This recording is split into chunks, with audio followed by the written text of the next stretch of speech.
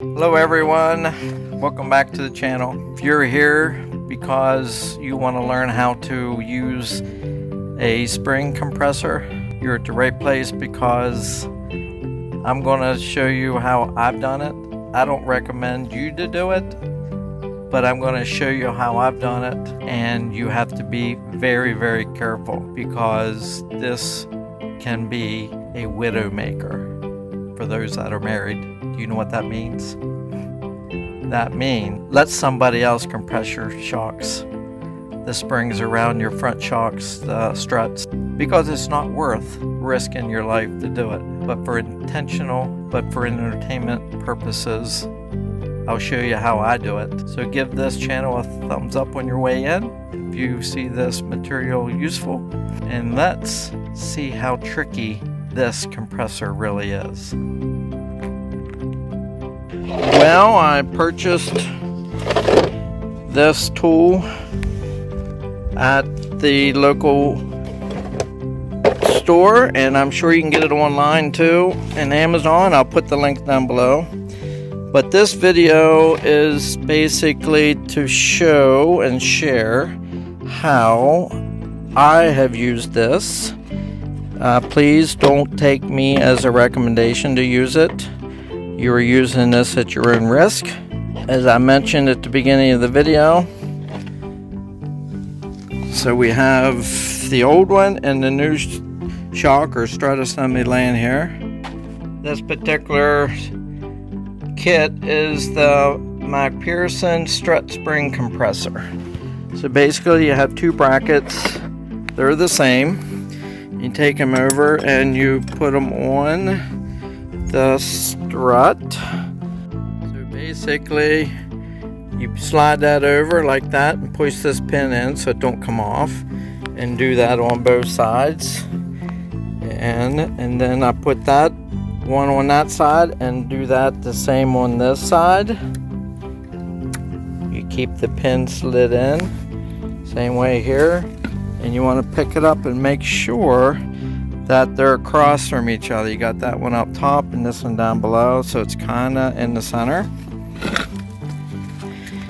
And we have it tightened up by hand to take out all the slack and run the extra threads out there. And some people might use an impact on this, but basically you want to tighten this down just a little bit on each side, so that I can hold this with my foot over here and tighten this side down as well.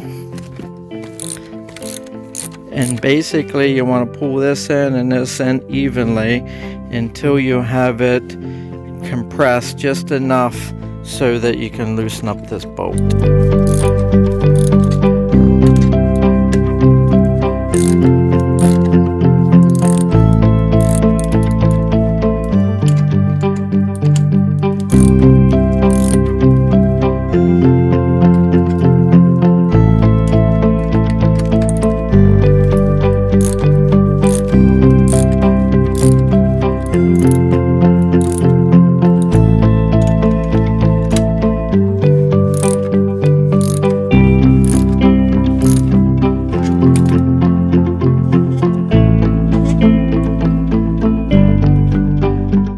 I think we got it compressed enough, at least we'll try it. This short video basically is to show you how to use the spring kit to remove them from your strut assembly. But if you want to click up in the top right corner, I can show you how to release and move the shock itself with a pass-through ratchet set. But basically, as we continue through the spring set, we'll continue this video.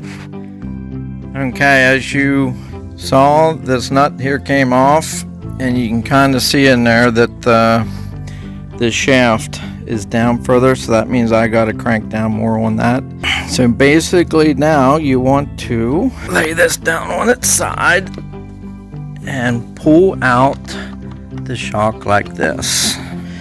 And there we have it. And we'll get the other shock. You're probably asking, What happened here, there's 4 compression brackets on here. Well, I got nervous and I decided to get a friend of mine set, so there's 4 of them on here. That way I had more security with it. That way I wasn't so nervous. And also you want to keep in mind whenever you're putting this together, don't have your head up over top like this. Keep it sideways, because if something breaks loose here, you should never do that. But you know, sometimes things happen unexpectedly. The force of this spring will come apart like this, and this will come up. That way your face or your head's not in line of travel. Make sure that's torqued 63 foot-pounds, and now we're ready to take off the brackets. Okay, we loosened it the whole way. Now I can open it up with your fingers. The tension's off of the spring completely. The spring is relaxed. You can kind of see how it's able to move. Pull the pins out, got the bottom loose. We pull that pin out on top and it comes off as it should. Thank you for watching. I hope this use of the spring tension tool works. Give us a thumbs up on the way out if you thought this information was useful, and subscribe for other related videos of do-it-yourself.